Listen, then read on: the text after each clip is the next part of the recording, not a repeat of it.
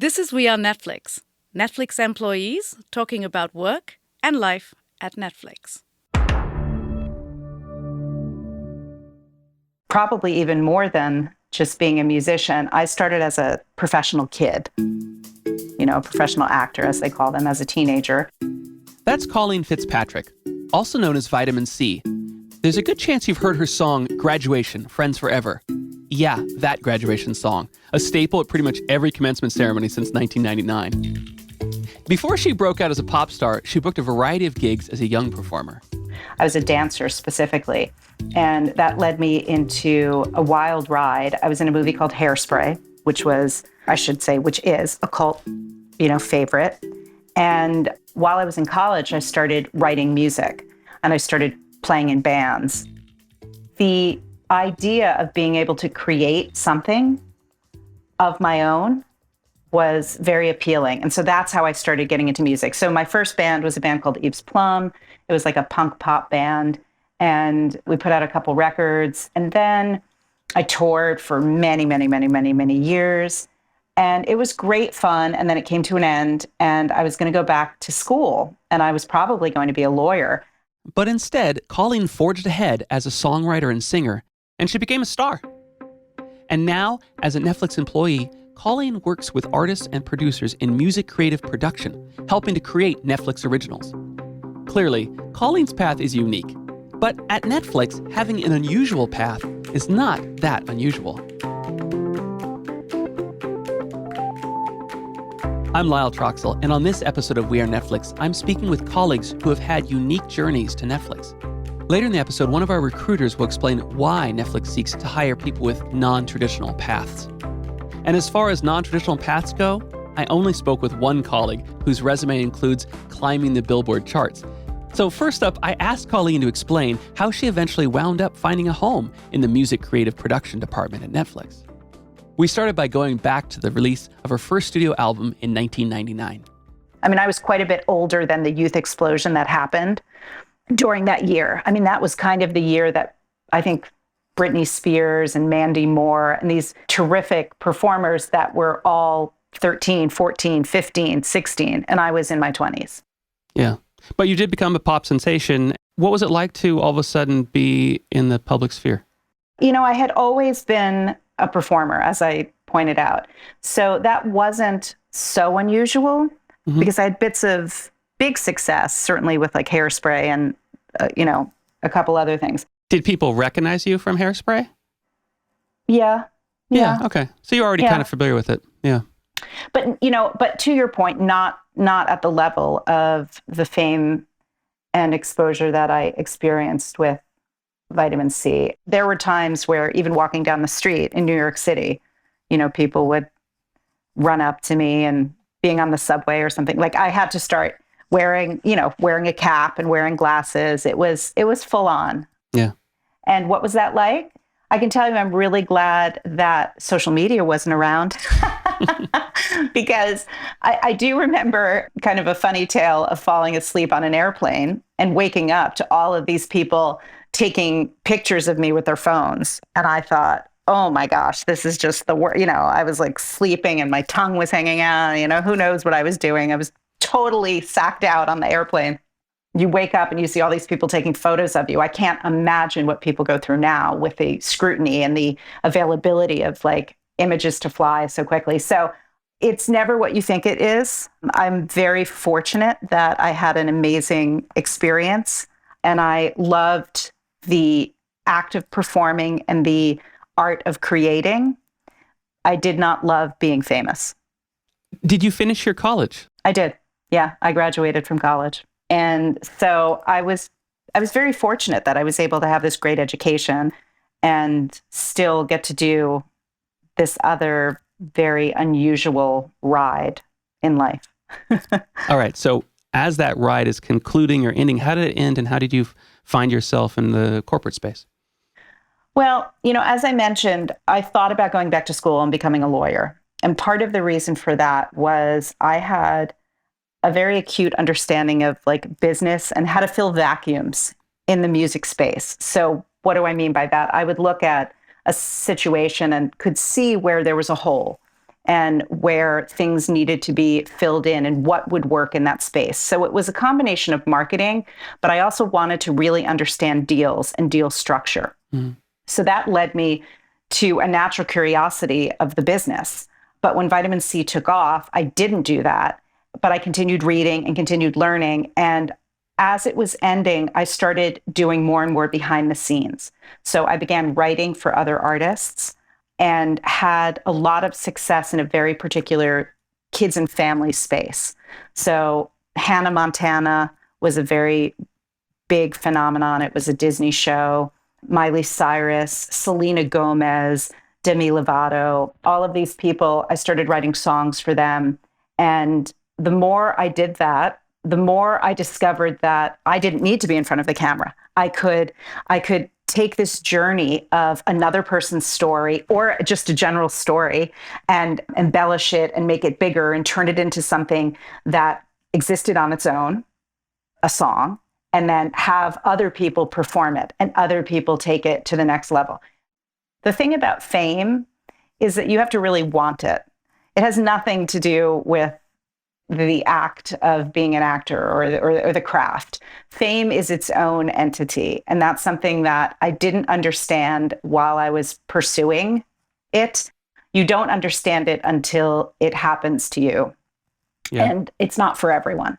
So you're writing for all these musicians and you're making a living doing that, yes? Yeah. And so I started a production company, and my production company began creating music properties. For example, there was a doll company that I ended up doing quite a bit of music for, not just jingles, but also extending the brand, thinking of the brand in different aspects, like, you know, a touring entity, music for a particular property, like a skating rink within the doll's world. In some instances, I ended up scoring and writing music for short form content or for movies. In addition to that, I started developing bands and artists. And some of the people that came out of my world are the artists Tinashe and Hayley Kiyoko. I developed both of them in a band called the Stunners and got them signed to Columbia Records and then Republic Records and put them on tour with Justin Bieber. And I was working with partners at the time, but it was really interesting. And it taught me so much about the business, even more than what I had known, because I was now on the other side in all of the business meetings, negotiating, working closely with lawyers and managers and publishers and writers and figuring out the structures of these deals and what would be right. And so that led me directly into a job at Nickelodeon. If you were running, a successful production company, why go and work for entertainment company? Like, why work for Nickelodeon and then Netflix? Well, first of all, things were changing in the world in a major way. And the appeal of being in-house and having a different set of resources, but a larger audience, was an incredibly appealing, aspect to going in-house, right? So Netflix, for me, when I was making the transition from Nick to Netflix, to me, it very simply represented the future in a lot of ways. It felt like a place where we could take chances and we could make really quality content in a new and exciting way. And that was something that was too great to turn down. I always joke that the only thing I miss about being famous is the free clothes. That is a joke, but it is also the truth. But in all seriousness, I love being behind the scenes. I love being able to extend and share my knowledge and experience. I love being able to help people create. I don't take it for granted. I'm every day very thankful that I have such a cool job. Do you think you might ever go back to performing yourself? I don't think anyone would want that. but no. Do you do karaoke night? Actually, I do karaoke, yes. But you know what? I often wonder what the final act will be. I had a friend whose mom decided at 90 to be an actress. And she had this incredibly fun and lucrative 10 years doing weird commercials as a 90-year-old. And so maybe I'll go back into the world when I'm 90. Colleen, thank you so much. Thank you. So to sum up Colleen Fitzpatrick's path, she was a performer, then a pop star and songwriter, then eventually a Netflix employee. Her story is unique, but she's not the only one here with an unconventional path. Everyone has a different route. Everyone has a different path through life. And it's possible to take a bunch of different paths and still arrive at similar or the same destination. That's Rich Smith, a senior software engineer at Netflix. As a college student working in IT, Rich started taking odd jobs designing websites and writing code. When he first started building his clientele, he sometimes got creative with what he accepted as compensation. I was living with my grandmother at the time, and we had forced air in the house. And throughout my entire life, I don't recall ever having the air ducts cleaned. But, I thought, well, why don't I get this guy to come out and clean our air ducts, and then I'll just redesign his homepage for him. And so Christmas Day, one year, he actually came out and did that. And we had a great working relationship. He was a great guy. Wait, did you notice the difference of the ducts being cleaned? Did it help with the air in the house? Yes. Yeah. So it helps with allergies a lot. I have terrible allergies. And so that was a godsend for me. And did he get anything out of it? Did the new website help his business? I want to say that I had a significant impact on his SEO. So that's search engine optimization. So you did make a good website. Yes, I did. Yeah. That's great. And so, I just spent years doing that, starting in college. And then when I dropped out of college and I moved home, I just kind of continued finding clients and building websites for them. Just tried to do a lot of custom work. Soon, Rich was running an impressive entrepreneurial venture. And by the time he started going out for interviews for a full-time position, he was given several offers at different major Silicon Valley companies. His path wasn't exactly as he imagined it, but now at Netflix, he has a chance to utilize many of the skills he's picked up over the years. Being an engineer is a constant learning journey. And I think that because I started it off teaching myself, it really gave me the confidence to know that I can learn anything that I set my mind to. And so it makes me feel comfortable in any type of environment because I know that if there's something that I don't know, that I can seek out the knowledge. Rich didn't finish college, but his work experience allowed him to gain invaluable expertise. And he's not alone. Some of the best engineers that I've ever worked with in my career either had never gone to college or they dropped out of it.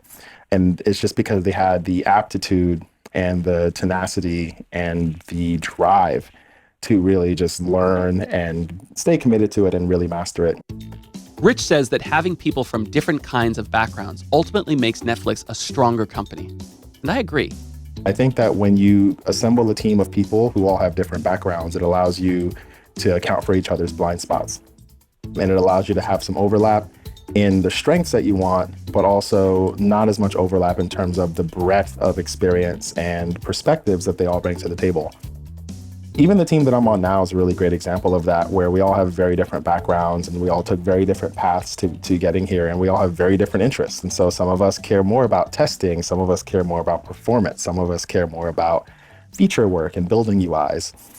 And I find that it helps us work well together because we can sort of divvy up responsibilities and it doesn't feel like someone is doing the chore because they actually kind of enjoy that work.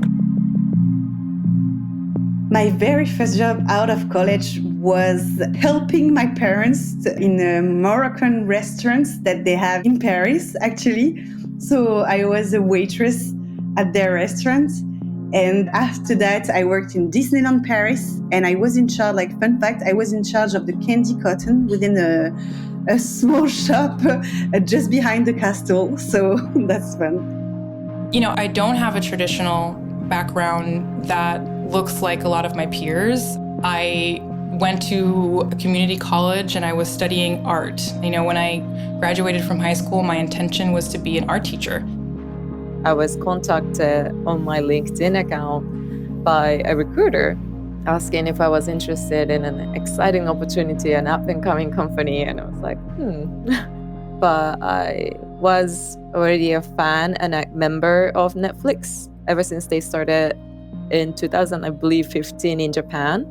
And I looked at the JD and I didn't seem like I checked most of the boxes in the JD, but I'm like, I didn't have the work experience that they were looking for. I think they were specifically looking for something with more entertainment, legal-related experience. So I'm like, I'm just going to take my chance and do the interview.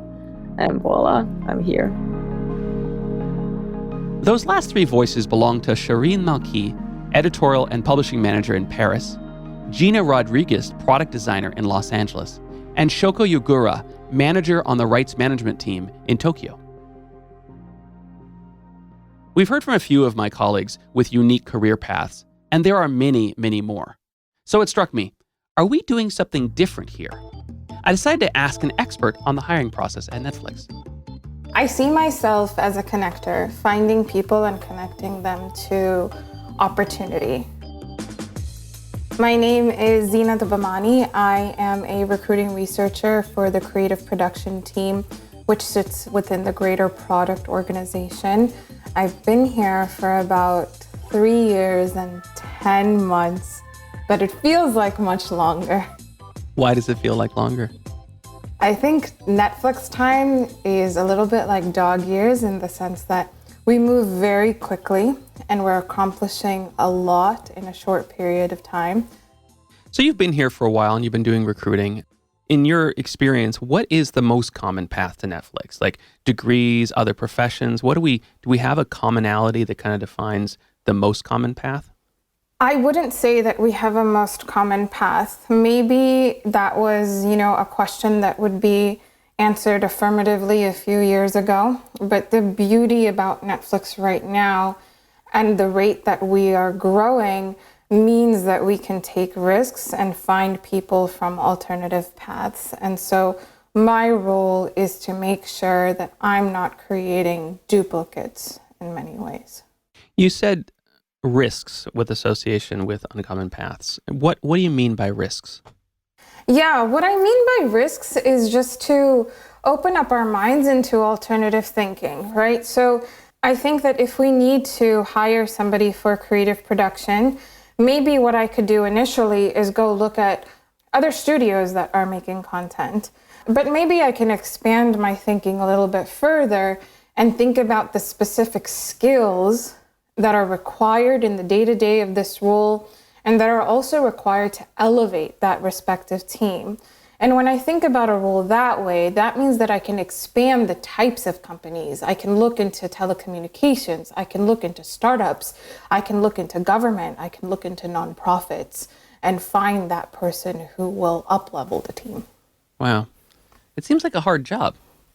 Yes, but it's also quite fun. It goes back to the reason that I do it is because I get to play a significant role in the makeup of the Netflix workforce and how those people will impact the next iteration of Netflix, the tomorrow of Netflix. And so that feels very exciting to me.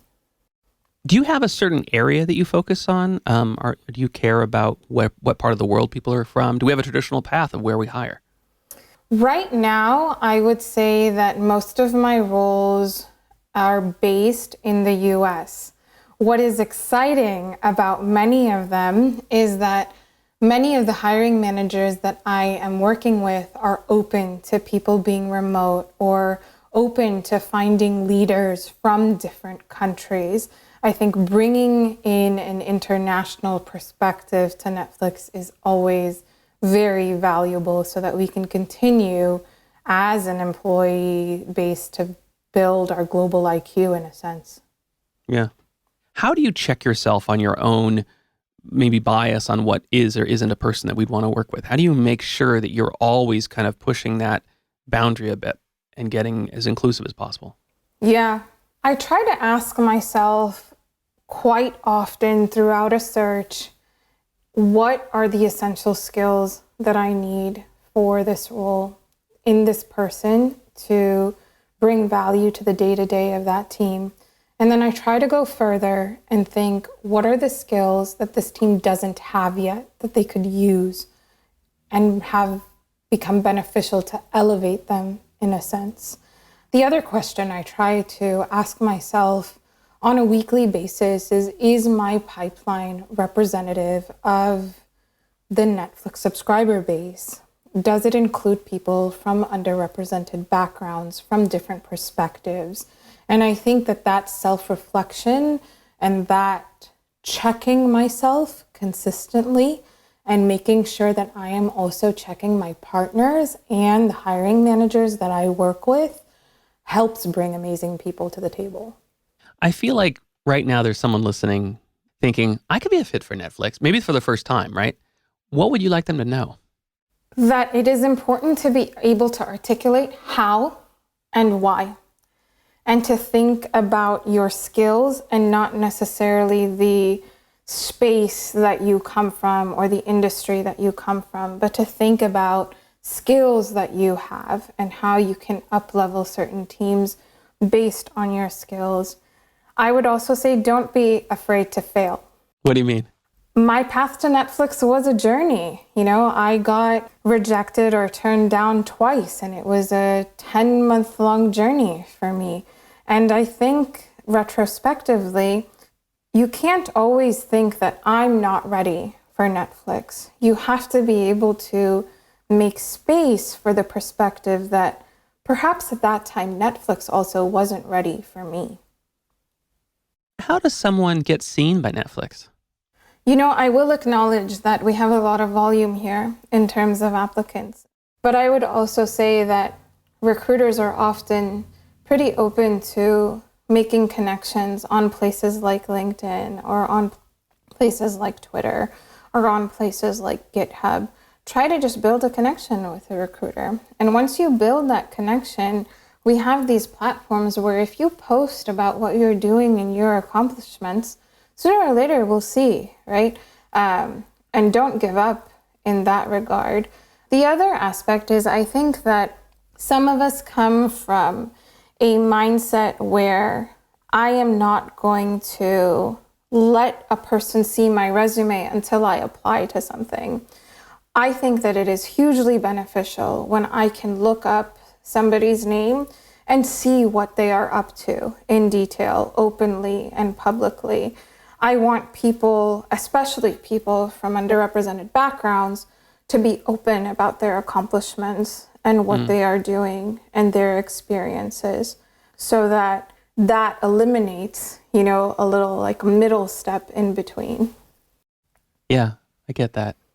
So try to be proud and show your work and your resume on different platforms so that you can be seen. It seems like that might be a bit of that might be a big ask to make of somebody, right? It's a very different kind of personality that goes it and puts the resume public all the time. Is that essential for an employee at Netflix to be that kind of person? They don't necessarily have to be that sort of person. I think that to succeed at Netflix, there needs to be a level of humility here, a level of understanding that you may have to stop a certain project in between or change course quite quickly. And that humility is something that we gauge for throughout the interview process. But humility is different from transparency. And I think that transparency in terms of accomplishments and in terms of what you want in the next step of your career can be helpful if you feel comfortable presenting yourself in that way. That again was Zeenat Amani, recruiting researcher here at Netflix. I want to thank all my guests who were transparent with their career paths. Hearing their stories made me think about my own unique path. I was raised in the theater. I'm a college dropout. I worked as an antique book restorer, a movie prop maker. I'm a self-taught web developer and radio host, obviously. And for a while, I worked in the university space in high-tech art. I was a tech evangelist traveling all over the world talking about technology. And then I was hired at Netflix to work on the iPhone application, which I did for years. And more recently, I'm now in the animation studio. So even at Netflix, my career path has shifted. My hope is that in listening to these stories, you think about your own unique experiences. And take a look at our job site. Who knows, maybe the next step in your career is here at Netflix. We Are Netflix is hosted by Lyle Troxell. He's a senior software engineer at Netflix. You can keep up with We Are Netflix on Facebook, Twitter, Instagram, and YouTube. To learn more about careers at Netflix, go to jobs.netflix.com.